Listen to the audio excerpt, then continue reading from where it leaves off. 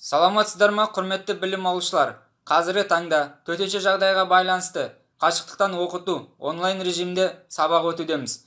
Мен Төребеков Еркебұлан, Манап Бөтебаев атындағы жоғары жаңа технологиялар колледжінің құрылыс пәндер кафедрасының оқытушысымын. Инженерлік графика пәнінен дәріс берем. Бүгінгі сабағымыздың тақырыбы AutoCAD бағдарламасында тұрғын үйдің жоспарын жобалау.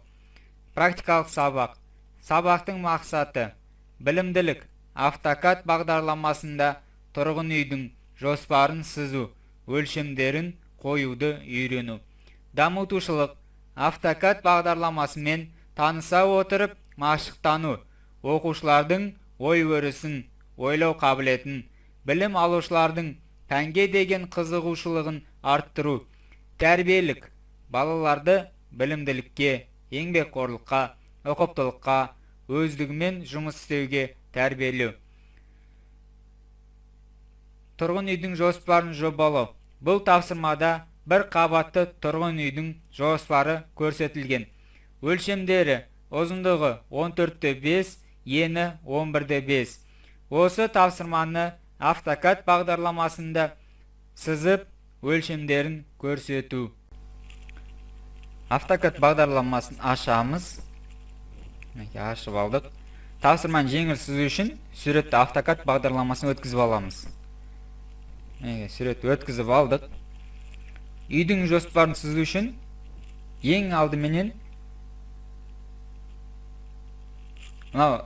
сыртқы қабырғаның және ішкі қабырғалардың ойсын сызамыз. Ол үшін отрезок функциясын қолданамыз. Сыртқы қабырғаның ойсының ұзындығы, ойсының ұзындығын аламыз. 14.100 ұзындығы. Ені 11.100.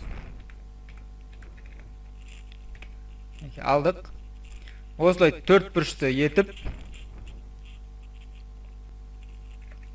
сызып аламыз. Сырт қабырғаларын ойыстарын сызып алдық. Енді ішкі қабырғалардың ойсын сызу үшін сместить функциясын қолдана ойсын сызықтарын өлшемдермен көшіріп аламыз. Сместить функциясын алдық. Ішкі қабырғаларын қараймыз. Өлшемдеріне 2000, 3775, 2020 осыларды енгіземіз. 2000 астыңғы ойсынан алып енгіземіз. Қайтадан сместить функциясын аламыз. 3775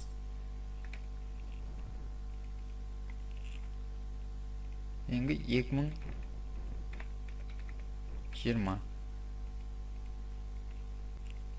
ұзыннан жатқан ойыстарын сызып алдық.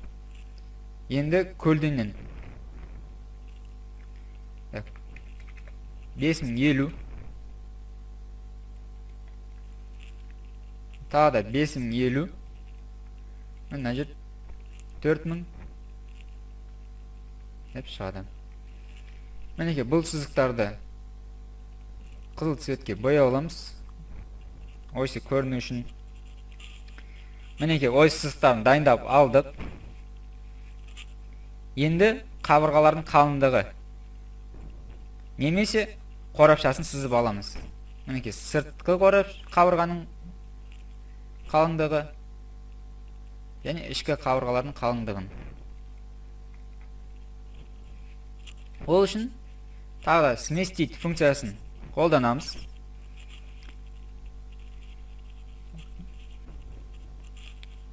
Функциясын басып қабырғаның қалыңдығын жартысын береміз. Себебі ойыстардың сыртына және ішіне көшіру үшін. Мінекей сыртына және ішіне.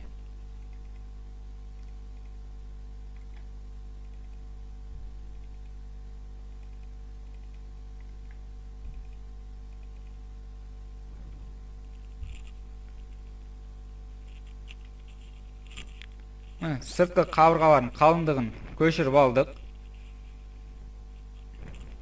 Енді дәл осылай ішкі қабырғаларында сызып шығамыз.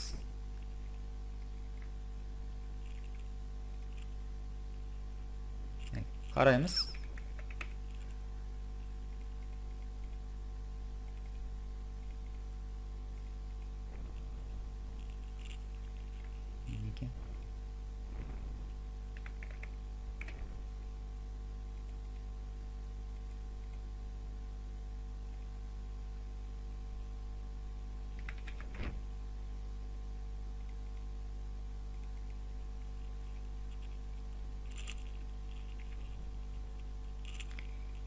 Мінеке, сыртқы және ішкі қабырғалары дайын болды.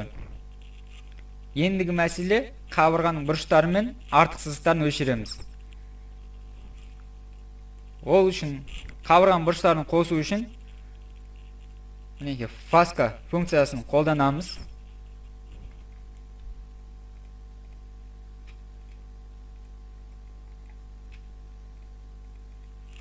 Осылай бір-біріне қосып шығамыз.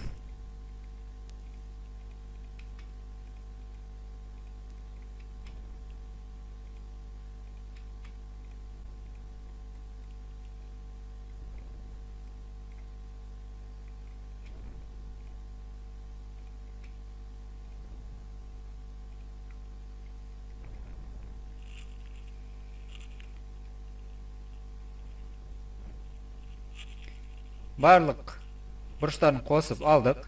Енді артық сызықтарын өшіру үшін отрезать функциясын қолданамыз.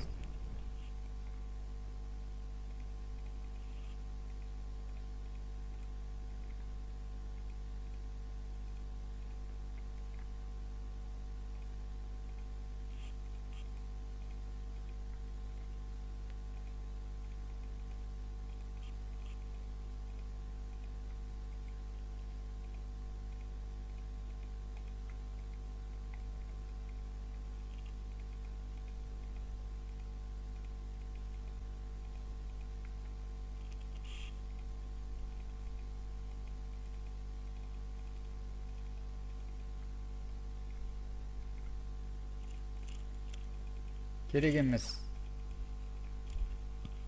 Барлық сызықтарын өшіреміз.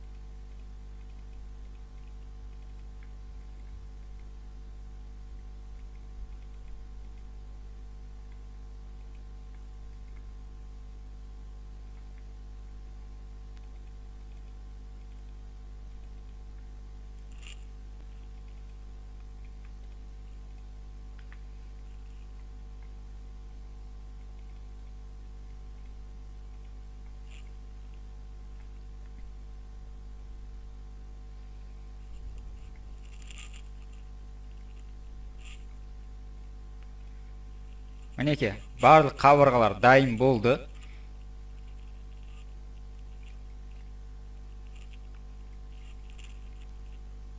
Қабырғалар ось сызығынан бөлініп тұру үшін барлық қабырға сызықтарын белгілеп аламыз. Және түсін өзгертеміз.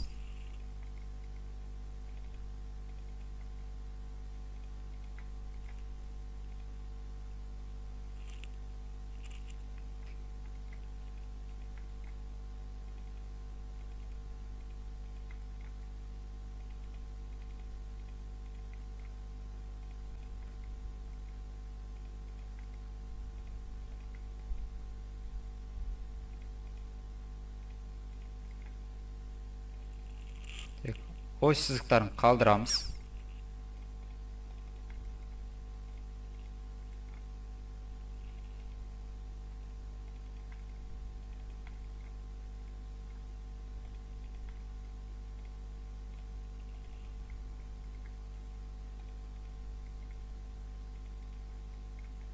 Мінеке, барлығын белгілеп алдық.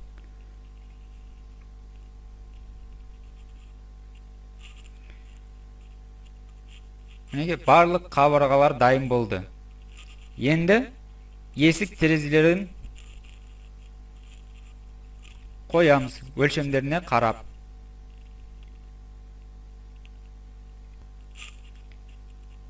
Мінекей есік терезелеріміз дайын болды. Барлығын қойып шықтық.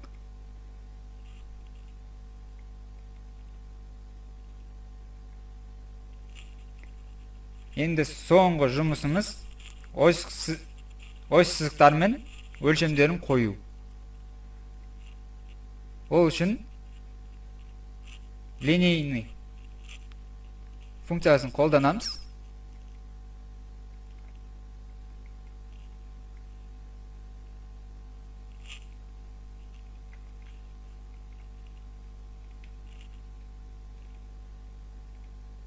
Мінекей осылай барлық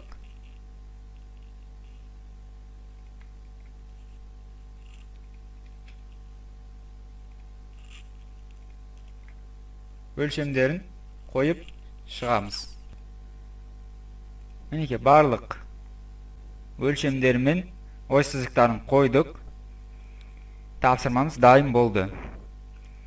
Үйге тапсырма: әрбір студент өз үйін сызып жобалау және өлшемдерін қою.